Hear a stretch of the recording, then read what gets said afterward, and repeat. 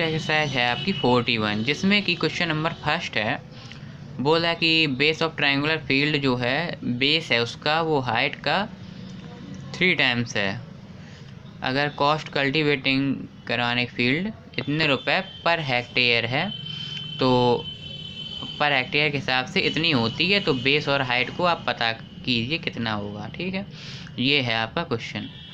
सबसे पहले आप एक चीज़ समझिए यहाँ पे कि ट्रायंगल जो होता है इस टाइप से होता है। ठीक है, ट्रायंगल का ये जो होता है बेस, कोई भी साइड को हम बेस ले सकते हैं। अगर ये बेस है तो इसके अगर हाइट बोलेंगे तो ये हो जाएगी इसकी हाइट। ठीक है,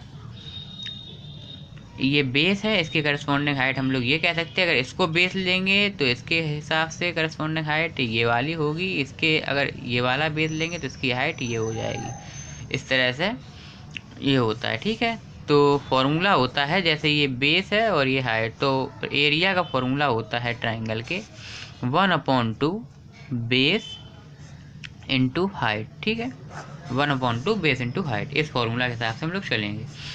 तो कहा गया है, देखिए जैसे कि एक चीज़ समझिए, जैसे कि एक इतना एरिया है, ठीक है, और हम आपसे कह रहे हैं कि यहाँ पे इसको पूरे में कुछ भी मान लीजिए, कुछ भी फर्श बिछवाने का जो है खर्चा है 40 रुपये है। ठीक है, और एक टाइल आपकी आ रही है 5 रुपीज़ की। ठीक है, अगर एक टाइल 5 रुपीज़ की है और 40 रुपये टोटल लगे हैं आपको यहाँ पे टाइल लगवाने में, तो मतलब सीधी सी बात है 5 8 या 40, 8 टाइल्स आपकी लगी होंगी, यही होता है। तो इसी तरीके से ये जब इस तरह के क्वेश्चंस हों कि टोटल हमें बताया जाए इस ट्रायंगुलर रीजन में, इतने क्षेत्र में कल्टीवेट कराने का खर्चा इतना है और 1 हेक्टेयर का इतना है, तो बताइए।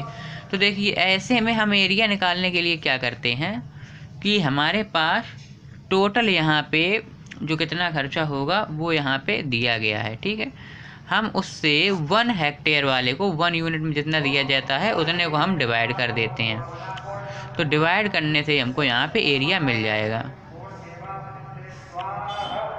इसको हम लोग डिवाइड करेंगे 495,720 और 36720, इसको डिवाइड करना है, 0 से 0 काट देंगे, उसके बाद करेंगे आगे।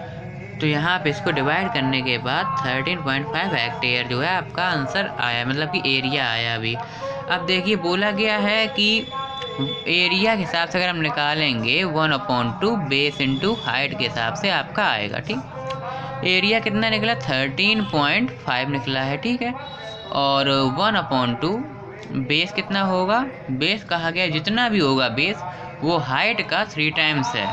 तो बेस हाइट है मान लीजिए हमारी h, तो बेस कितना होगा 3h, h का 3 टाइम्स है ना, 3 टाइम्स तो 3h लिख दिया। तो यहाँ पे अब क्या होगा, h और h 2 बार है मल्टीप्लाई में, हम लोग लिखेंगे 3/2 h स्क्वायर इक्वल टू 13.5। यहाँ पे जो h स्क्वायर इक्वल टू आएगा 13.5, 2 जो है ऊपर जाएगा मल्टीप्लाई में क्योंकि डिवाइड में है, और 3 ऊपर मल्टीप्लाई में तो नीचे डिवाइड में जाएगा। ठीक, इसको डिवाइड करेंगे, 3 4 जा 12, 3 5 जा 15, h square equal to 4.5 into 9 आएगा। 9 कितने का स्क्वायर होता है 3 का, h इक्वल टू 3 आ जाएगा। तो हाइट आएगी 3 और बेस उसका 3 टाइम्स है, तो 3 3 जा 9 आपका बेस निकल के आएगा। इस तरीके से क्वेश्चन करना है। ठीक है, तो 41 का आपको पहला वाला क्वेश्चन करना है, और आपको ये एरिया ऑफ ट्रायंगल ये लिखना है 1/2 बेस इंटू एल्टीट्यूड, और area of equilateral triangle. Equilateral triangle कौन सा होता है, इसकी सभी साइड इक्वल होती हैं, उसका होता है √3/4 साइड का स्क्वायर, यानी कि ये स्क्वायर। ये फॉर्मूला आपको लिखना है, ठीक है, और लर्न करना है। ये हीरोज फार्मूला है, इसको आप लिख के अच्छे से इसको याद कर लीजिए क्योंकि इसका यूज बहुत होगा, ये बहुत इंपॉर्टेंट फार्मूला है, इसको अच्छे से याद कर लीजिए लिख के। ठीक है।